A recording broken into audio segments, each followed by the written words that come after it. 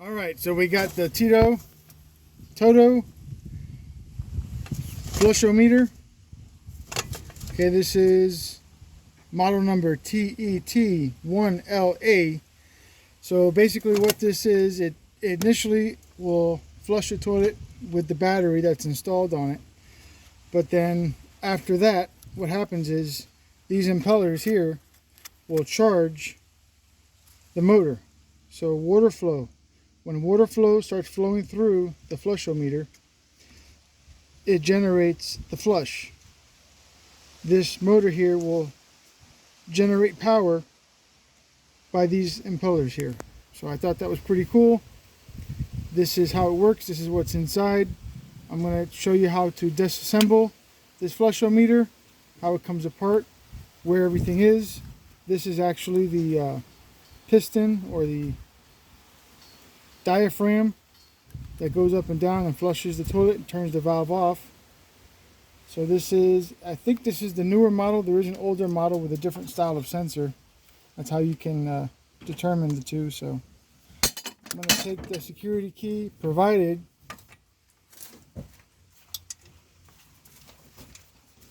Just take off the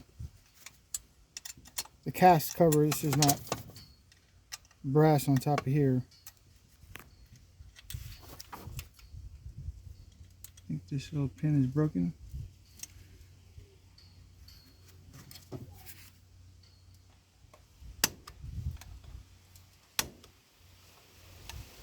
I hate these stupid security keys.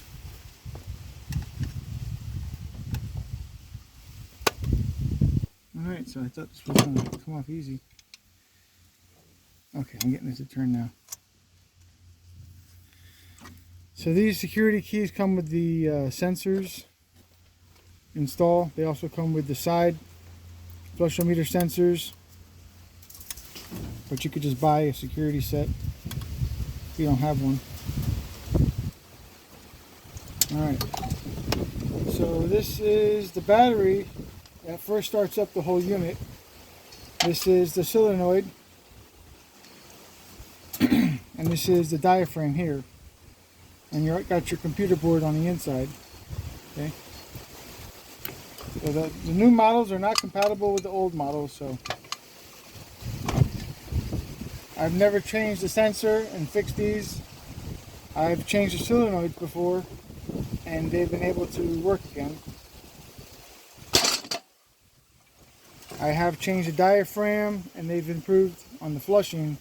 These brass housing here, this bolt is very soft. So if you don't have a socket and you want to put it back on, don't use an open-end wrench. Use the right socket, because it's just so soft. You'll strip that bolt and never get it off again. So this is the solenoid, half of it.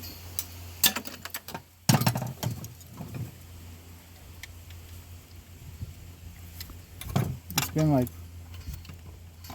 3 years since we've had this just sitting in the storage. So that's the solenoid there.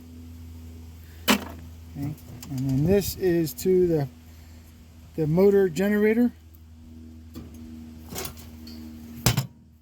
Alright, let's just try with the open-end wrench. See if it cracks open. If not, oh, yep, this is pretty tight. This was pretty loose. Surprise, surprise, this was pretty loose.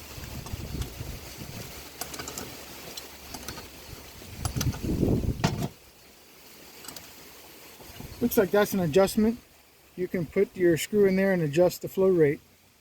I've never had to adjust these. These are pretty good from the factory. The urinals you may have to adjust to make the water flow smaller, because the urinals can flow right over. So this is how it sits, how it seats inside. So that's that. Alright, now we're going to take this housing off. Another plastic cover.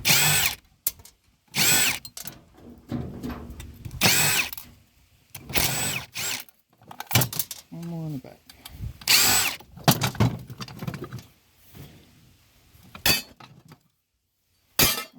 this is the brains of the operation right here. So this is the water generator or the power generator. This is how it generates itself. These last several years. I've seen these last 5 years, 7 years, some even 10 years with no problems at all. Not even needing to change the diaphragm. I don't think these ever go bad. I think it's really the solenoids and the sensors that go bad. And then you got vandalism. People take the tops off, and I'm guessing they're throwing drugs inside or something. I don't know what they're doing. So this is inside the little coil pack. So this is pretty cool. You can probably reuse this if you're good into electronics. You can probably use this and generate power on another system, or put it inside your water line. Put these impellers in your water line and generate power.